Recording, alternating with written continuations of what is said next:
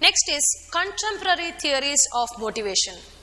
There are mainly two types of contemporary theories. One is equity theory, the other one is attribution theory. Equity theory is being formalized by J. Stanley Adams. This theory states that the degree of equity or inequity perceived by an employee with reference to his work situation plays a major role in work performance and satisfaction. How far an individual is relating his input versus output ratio compared to other person's input versus output ratio. Equity theory is represented schematically as person's outcome is equal to others' outcome versus person's input versus others' output. That is, it is a ratio of equality between one person's input versus outcomes and other person's input versus outcomes. Inequity is represented as whether this person's input versus output will be less than or greater than the other person's input versus output. Equity theory, there are various different comparisons used by employees. These are classified under 4. Self inside, self outside, other inside, other outside.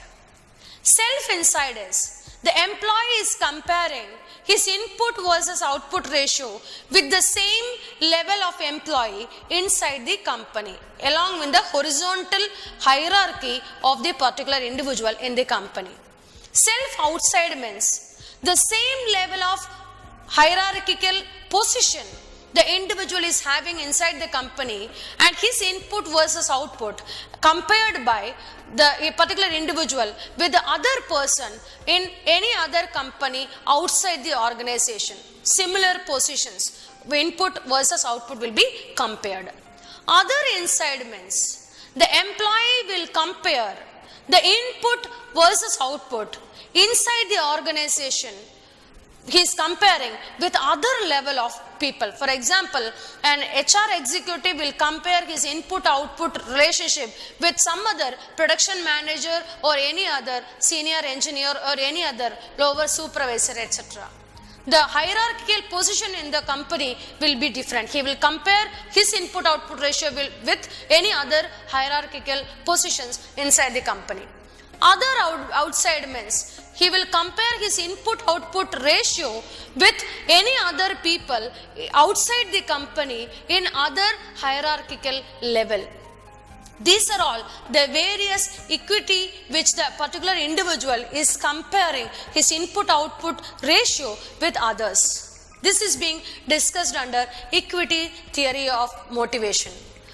Another theory is attribution theory.